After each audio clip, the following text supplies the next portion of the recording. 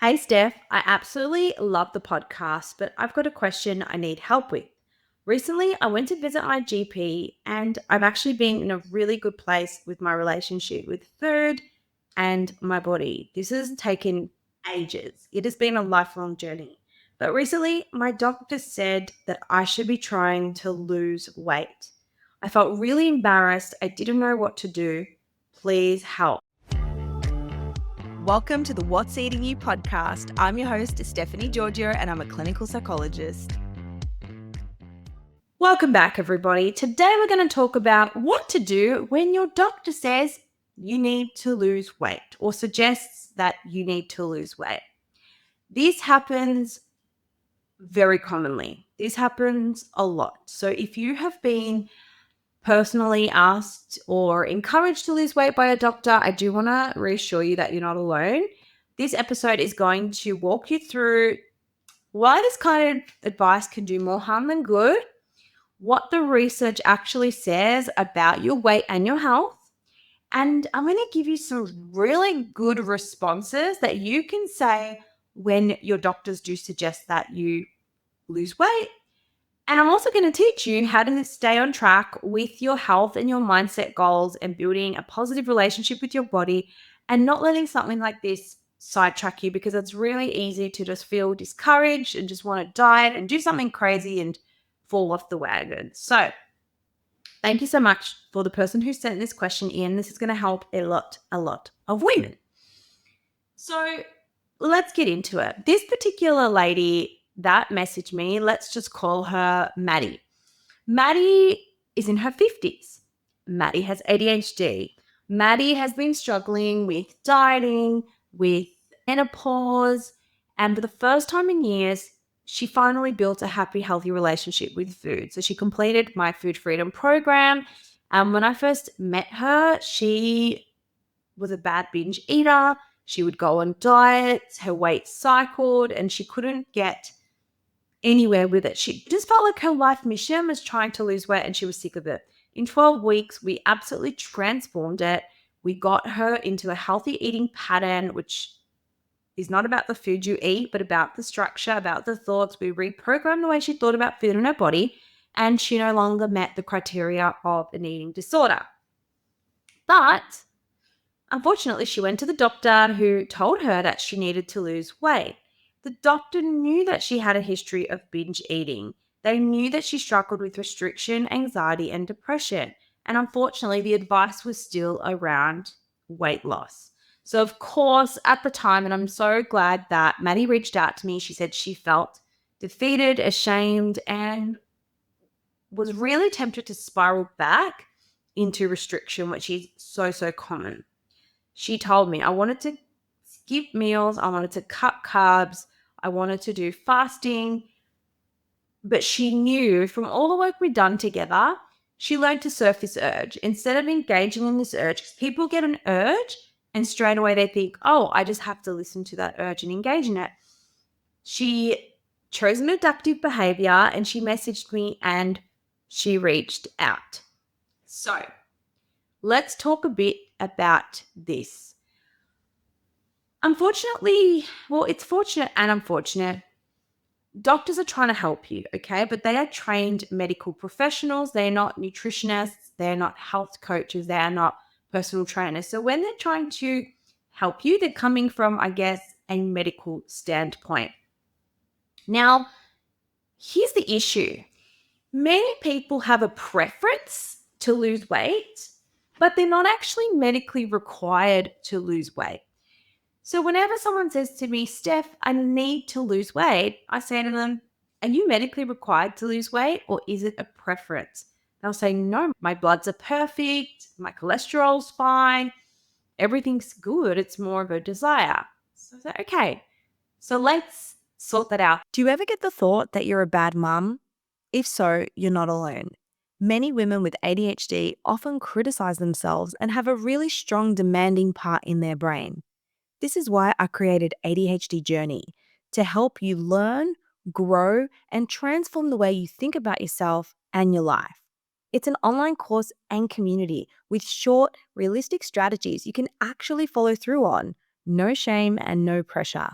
Use the code ADHD VIP at the checkout to get 50% off your first month. Doors open really soon, so don't miss out. The link is below. Metabolically, you're healthy. Your blood work is healthy. It's a preference that you are wanting to be a bit smaller. Is that right? Okay. So the first thing we want to equate is weight does not equate to health. I'll give you an example. I know many, many people in small bodies who are not healthy.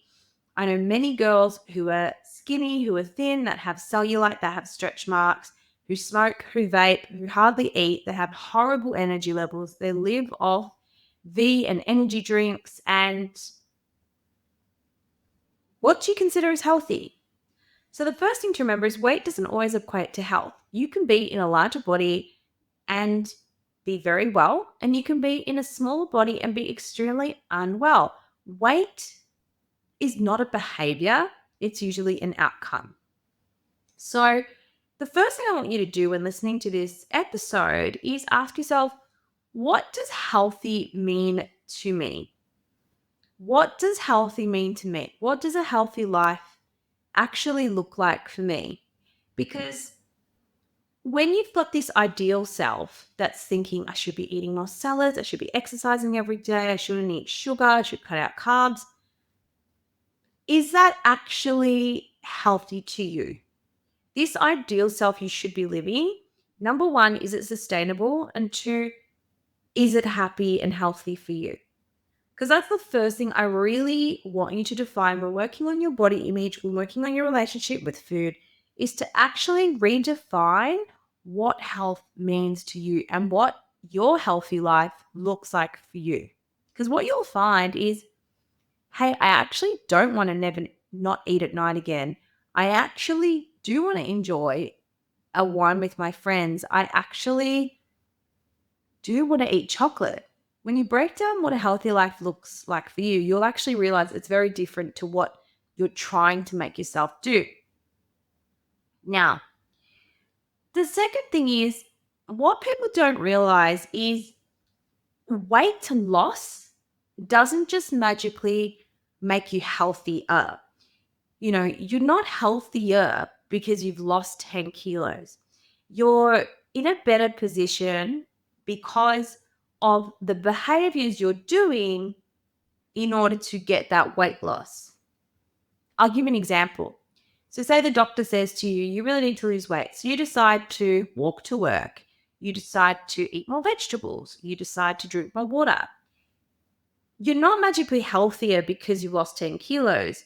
You're actually healthier as a result of the behaviors you're trying to do to lose the weight. So if you're trying to lose weight, but you're doing bad-ish behaviors, you're restricting, you're not sleeping, you're not eating, you're smoking, you're suppressing your appetite, you will potentially lose weight.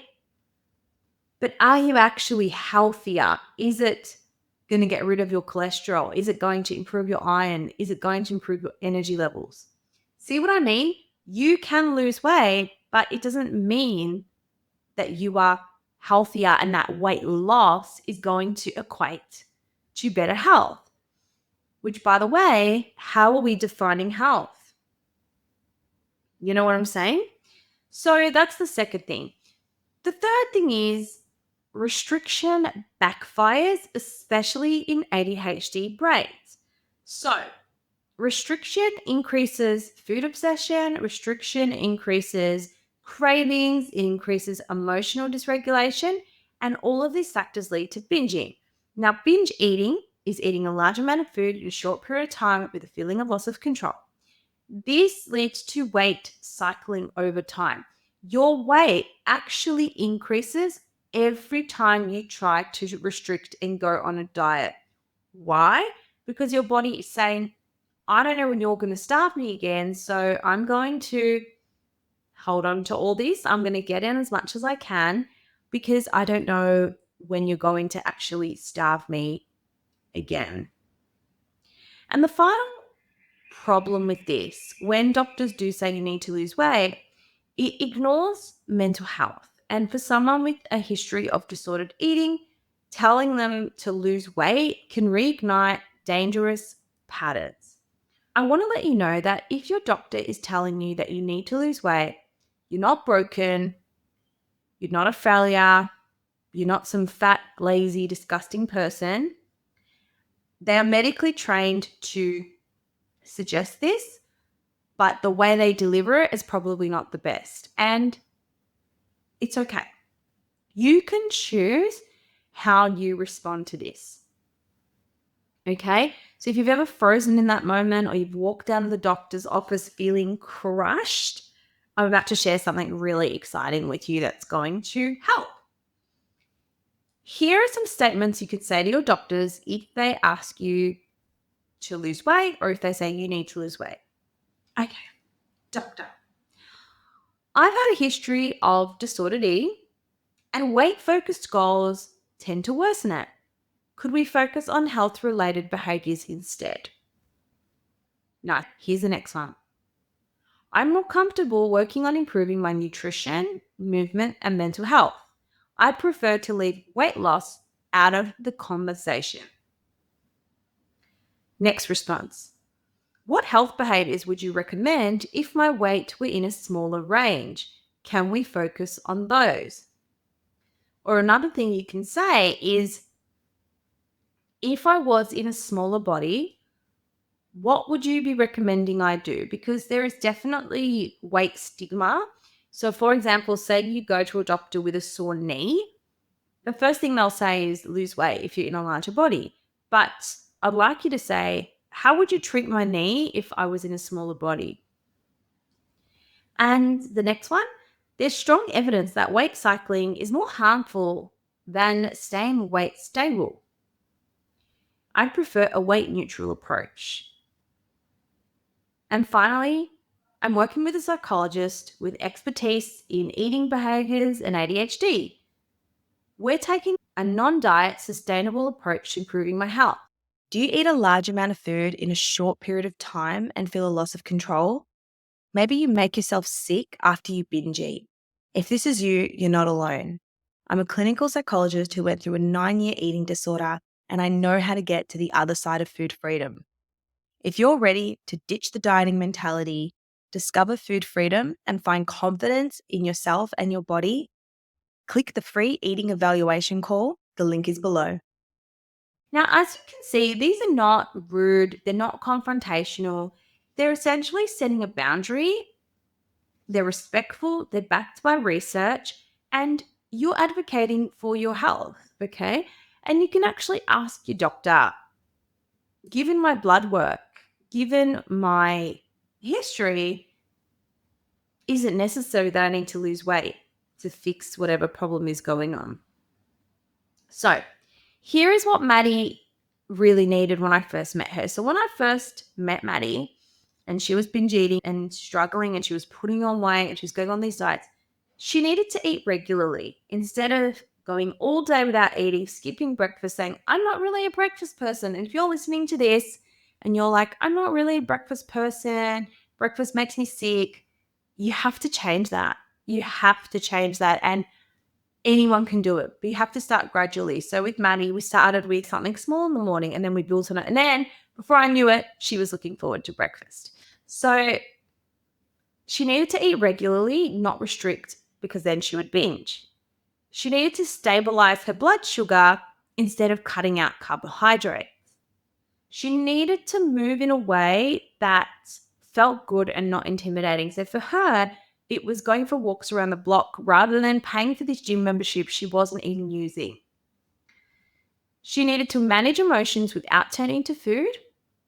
She needed to understand how her ADHD affected her thoughts, her feelings, and her behavior. Because when she understood that, she was less dysregulated, which means she relied less on emotional eating to cope. And she needed a supportive community who really understood her, not shamed her and fixated on her weight. Now, in this, she found nourishment, she found safety, she found consistency. And believe it or not, I do not promote weight loss. That's not what my program is about.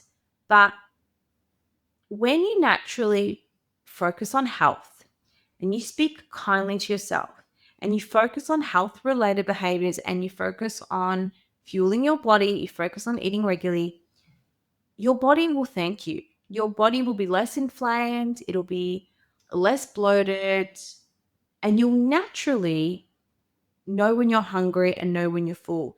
And yes, some people do lose weight, but I don't like to promote that because that's not what I'm about. So if you've ever felt broken that you can't stick to a plan, if you've ever spiraled because of one comment from a doctor, know that you're not the problem. It's not you.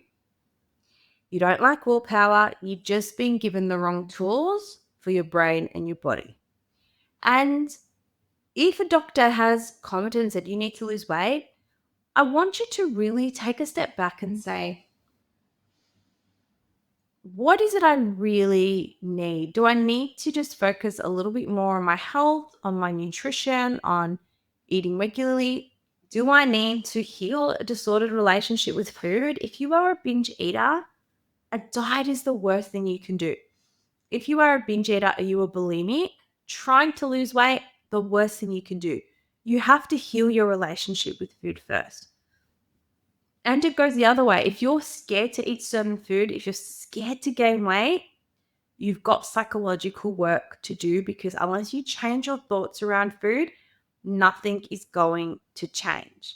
So if you've had a similar story or if you resonated with what happened with Maddie, I would absolutely love to know. The good news is that Maddie is in a much better place. She's been adopting all the principles of food freedom. She's improved her relationship with food.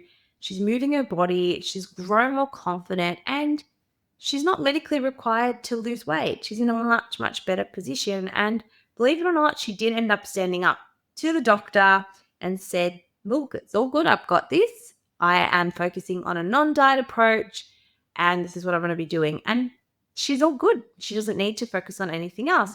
So I did record this a little bit after we had worked together. And if you've got a story to submit or you want to share something similar to Maddie or you've got any problem that you want some support with, please send it through. You can email it through to me or you can leave a comment on YouTube, whatever works for you. But if you enjoyed this episode, please remember to like, subscribe, follow, all of the things, and I will see you in the next episode. Did you know by taking 2 seconds to leave a rating or a review, you help me get the podcast out to more listeners just like you who could really benefit from the information? I appreciate all your support and thank you for tuning in.